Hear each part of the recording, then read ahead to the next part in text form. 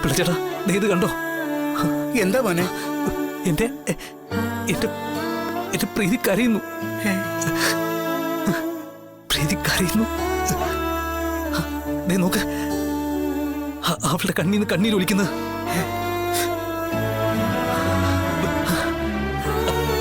പിള്ളച്ചേട്ടാ, കോമയിൽ കിടക്കുന്ന പേഷ്യൻസ് കരയാറില്ല. ഇങ്ങനെ സംഭവിച്ചെന്ന് പറഞ്ഞ അതൊരു നല്ല ലക്ഷണമാണ്. എന്റെ പ്രീതി എണീറ്റ് വരുന്ന ആണോ മോനെ? അതേ പിള്ളച്ചേട്ടാ.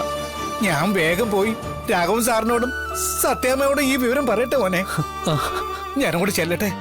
പ്രീതി, പ്രീതി, സത്യാമ്മേ, മോളെ എഴുന്നേക്ക്. കേൾക്കുന്നുണ്ടോ നീ എല്ലാം? പ്രീതി എഴുന്നേറ്റ് വാ മോളെ. നീ സത്യാമ്മേ, സത്യാമ്മേ, സത്യാമ്മേ, സത്യാമ്മേ. എന്താ എന്താ പിള്ളച്ചേട്ടാ? സത്യാമ്മേ, അത് ഒന്ന് എന്താന്ന് പറ. പ്രീതി, പ്രീതി കുഞ്ഞ്. അതെ, പ്രീതിക്ക് എടോ, എന്താണ് പ്രീതിക്ക്? പ്രീതി കുഞ്ഞിന്റെ കണ്ണീന്ന് വെള്ളം വരുന്നു സാർ. അയ്യോ, അർജുൻ മോൻ പറയുന്ന കേട്ട് കുഞ്ഞിന്റെ കണ്ണീന്ന് കണ്ണീര് വന്നു.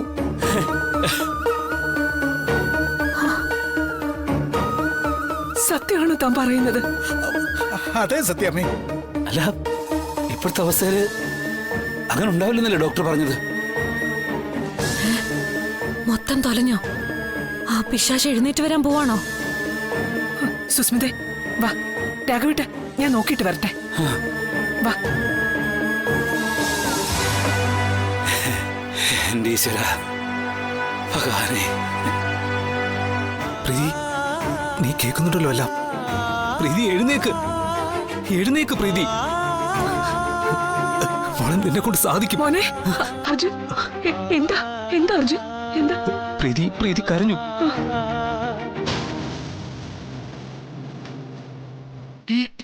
സത്യാണല്ലോ. മോളെ, മോളെ പ്രീതി, പ്രീതി, മോളെ, മോളെ പ്രീതി, മോളെ,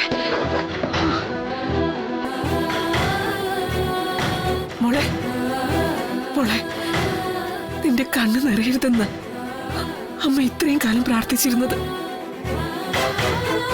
ഇപ്പൊ ഈ കണ്ണീര് കണ്ട് സന്തോഷിക്കേണ്ട വിധി അമ്മയ്ക്കുണ്ടായല്ലോ. മോളെ, മോളെ, അമ്മ ഇങ്ങനെ സങ്കടപ്പെടുത്താതെ. മോളെ, മോളെ, നീ ഒന്ന് എഴുന്നേറ്റ് വാ. പ്രീതി മോളെ, ദേ നോക്ക്, മോളെ കൊണ്ട് അതൊക്കെ സാധിക്കുമെന്ന് ഡോക്ടർ പറഞ്ഞതല്ലേ? ഒന്ന് ശ്രമിക്കടാ, ഒന്ന് ശ്രമിക്ക്. നീ ഒന്ന് എഴുന്നേറ്റ് വാടാ. മോളെ, മോളെ, അമ്മയുടെ അച്ഛന്റെയും ഇവന്റെ നിന്റെ അർജുന്റെയും കണ്ണീര് കാണുന്നില്ലേ മോളെ? നീ മോളെ, ഒന്ന് എഴുന്നേക്കടേ നീ. മോളെ, മോളെ പ്രീതി, മോളെ, പ്രീതി മോളെ.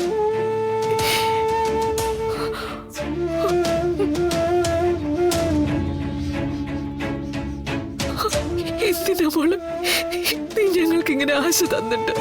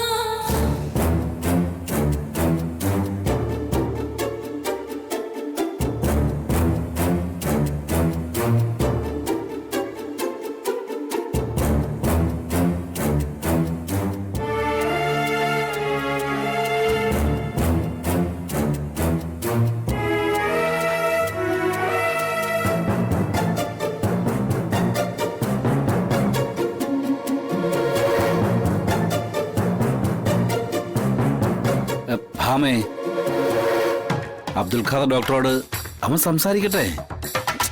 കാര്യം വ്യക്തമായിട്ട് അറിയാലോ. ഒരു അബ്ദുൽ ഖാദർ ഡോക്ടർ. അല്ല, കുഞ്ഞ് പേടിച്ചതുകൊണ്ട് ഞാൻ അയാളെ ഇനി ഇങ്ങോട്ട് കെട്ടിയെടുക്കോ? പല്ലൊരെണ്ണം ഇളകിയത് ഇനി നേരെ ആയിട്ടില്ല.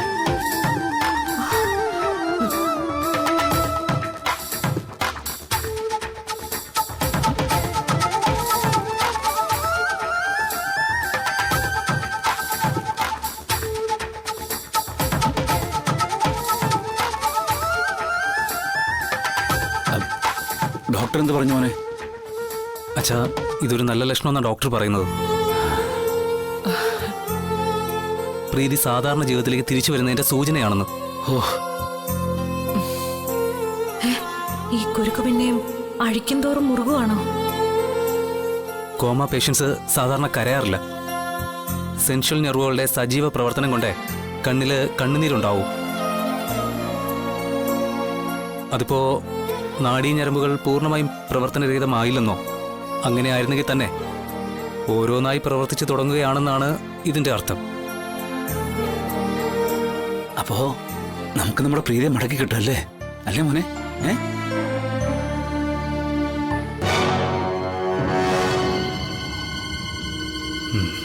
കിട്ടുവച്ചാ. ഇവനെന്തിനാ എന്നെ ഇങ്ങനെ നോക്കുന്നേ? ഡോക്ടർ മറ്റൊരു കാര്യം കൂടി ചോദിച്ചു.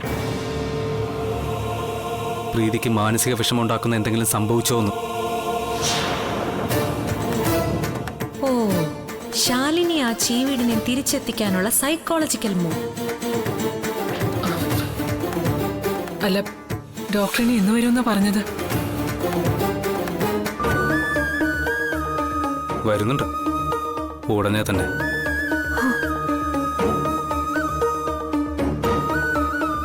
എന്നിട്ട് പ്രീതിയുടെ നാവിൽ നിന്ന് ചില കാര്യങ്ങൾ എനിക്ക് ചോദിച്ചറിയാനുണ്ട്.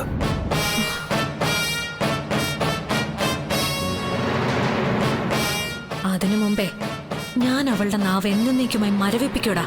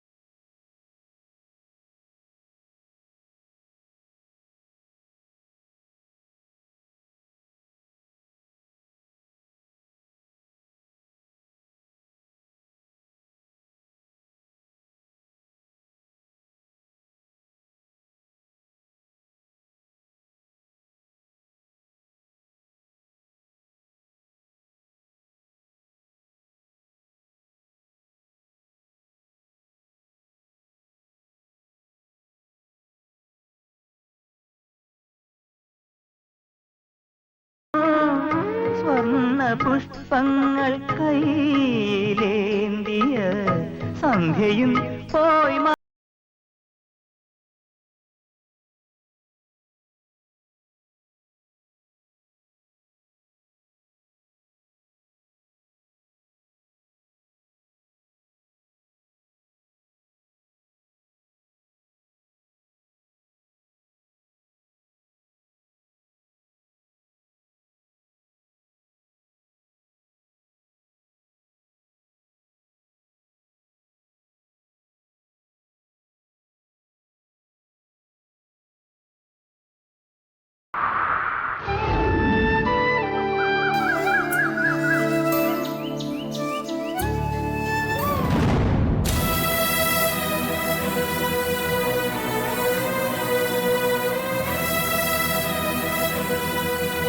ശരി, ഞാൻ പറയാം.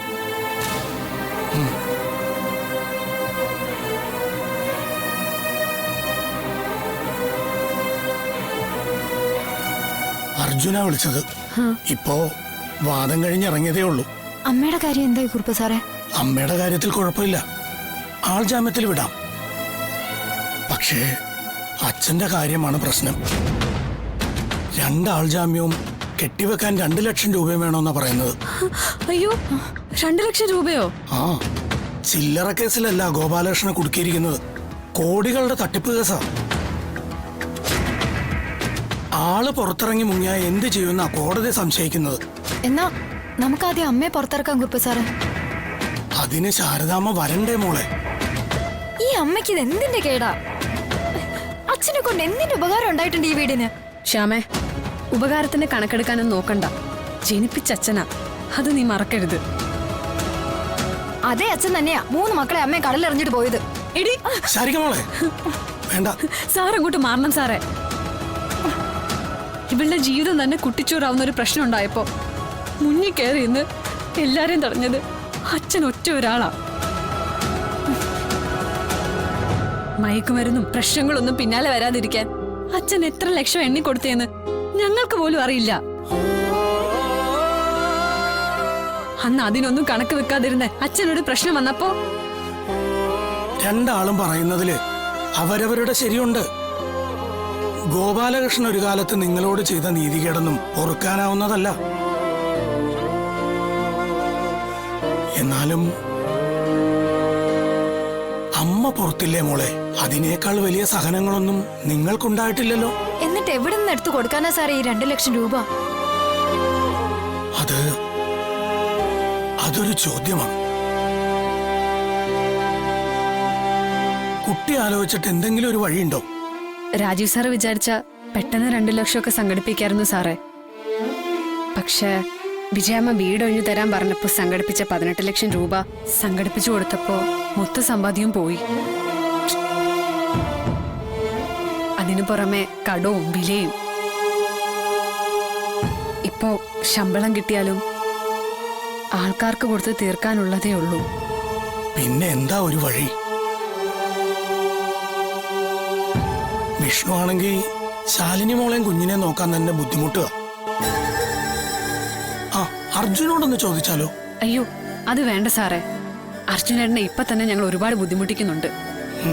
വക്കീൽ ഫീസ് പോലും കൊടുക്കുന്നില്ല. ഇനിയും വേണ്ട. അതൊരു കണക്കിന് ശരിയാ. എന്റെ സ്ഥിതി നിങ്ങൾക്കറിയാലോ. പെൻഷനുള്ളത് ഞങ്ങൾക്ക് 2 ആൾക്കുള്ള മരുന്നിനും നിത്യച്ചെലവിനും മാത്രമേ തികയുന്നുള്ളൂ. അയ്യോ, ഇതിനൊന്നും സാറിനെ ബുദ്ധിമുട്ടിക്കില്ല ഞങ്ങള്. ശാരദാമ്മയുടെ സമ്പാദ്യത്തെ പറ്റി ഒരു ധാരണയുണ്ട് എനിക്ക്. 1 രൂപ മിച്ചം വന്നാ അതും ദാനം ചെയ്യും അഗതികൾക്ക്. അല്ല ശരിയെ, ഈ വീടിന്റെ ഹോട്ടലിന്റെ ആധാരം ഇപ്പൊ നിങ്ങളുടെ കയ്യിലില്ലേ? കയ്യിലെന്ന് വെച്ചാൽ അച്ഛന്റെ പേരിലാണ് ഭൂമി. അമ്മ നോമിനിയാണെന്നേ ഉള്ളൂ. അതൊരു പ്രശ്നമല്ല. നിയമപ്രകാരം ശാരദാമ്മ തന്നെയാ ഗോപാലകൃഷ്ണന്റെ ഭാര്യ. അയാള് വിവാഹമോചനം നേടിയിട്ടില്ലല്ലോ. ഈ ഭൂമിയിലോ ഹോട്ടലിലോ ഒന്നും യാതൊരു അവകാശവും ഇല്ലെന്ന് പറഞ്ഞ് രാജേശ്വരി നിങ്ങൾക്ക് ഒപ്പിട്ട് തന്ന മുദ്രപത്രം കയ്യിലുണ്ട് അല്ലേ? ശാരദാമ്മേ, ഇത് കൈവച്ചോ, ഭദ്രമായി സൂക്ഷിച്ചോണം.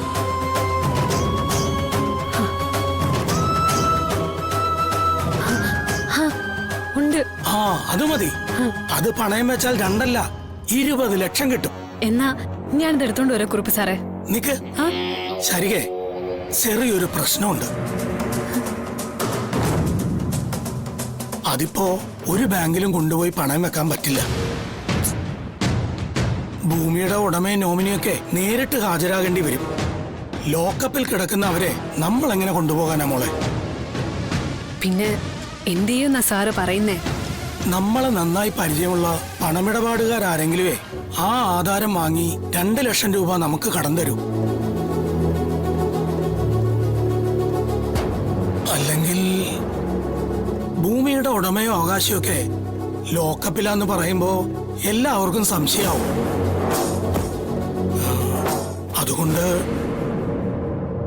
സമ്മതിക്കില്ല കുറുപ്പ് സാറേ. എന്റെ തല പോയാലും ഞാൻ സമ്മതിക്കില്ല. എന്റെ അച്ഛനെന്ന് പറയുന്ന ആളെ സ്റ്റേഷനിൽ നിന്ന് ഇറക്കാനായിട്ട് ഈ ഭൂമിയുടെ ആധാരം സത്യഭാമയുടെ കാൽച്ചുവട്ടി കൊണ്ടുപോയി വച്ച് അവരുടെ കനിവിന് വേണ്ടി കെഞ്ചാൻ ഞാൻ സമ്മതിക്കില്ല. അച്ഛന്റെ പേരിലുള്ള ഭൂമിയാന്ന ന്യായമൊക്കെ കാണുമായിരിക്കും. പക്ഷേ അമ്മയുടെ സ്ത്രീധനായിട്ട് അച്ഛൻ കൈനീട്ടി വാങ്ങിച്ചതായത്. അമ്മയെ പോലീസ് പിടിപ്പിച്ചവർക്ക് മുന്നിൽ തന്നെ അവരെ ഇറക്കാൻ വേണ്ടി കൈനീട്ടി നിൽക്കുന്നതിലും ഭേദം മരിക്കുന്നതാ. അതെ, എനിക്കൂടി അവകാശപ്പെട്ട ഭൂമി അതൊന്നും മറക്കരുത്.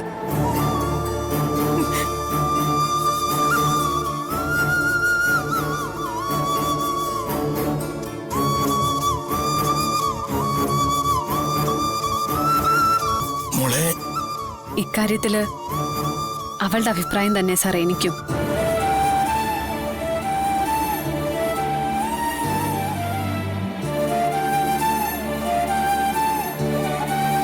ശാരികെ, സത്യഭാമ അല്ലെങ്കിൽ ഈ ആധാരം പണയം വാങ്ങി ഇത്രയും രൂപ കടം തരാൻ ഇപ്പൊ ഈ നാട്ടിൽ കഴിവുള്ള ഒരേ ഒരാളേ ഉള്ളൂ. ഇതുകൂടി വേണ്ടെന്ന് വെച്ചാൽ ഇനി മുന്നിൽ വേറൊരു വഴിയില്ല. ബാലചന്ദ്രൻ.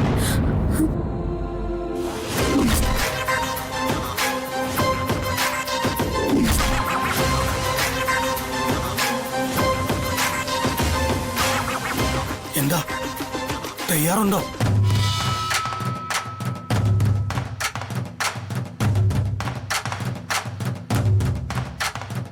ഞാൻ അവളെങ്കിൽ കേട്ടെ. ആ ശാരദാമ്മയുടെ മകളെ, മൂത്തവൾ ശാരിക.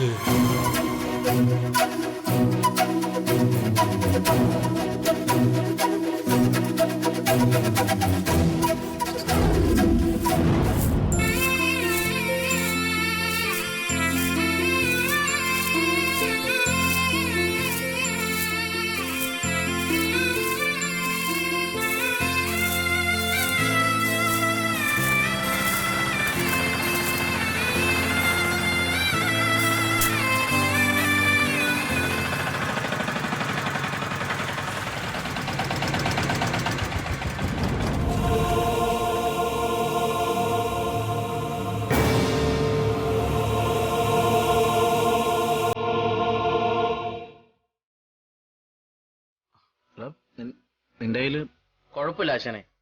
അത്യാവശ്യം കാശൊക്കെ എന്റെ കയ്യിലുണ്ട്. എത്ര? 100 രൂപ.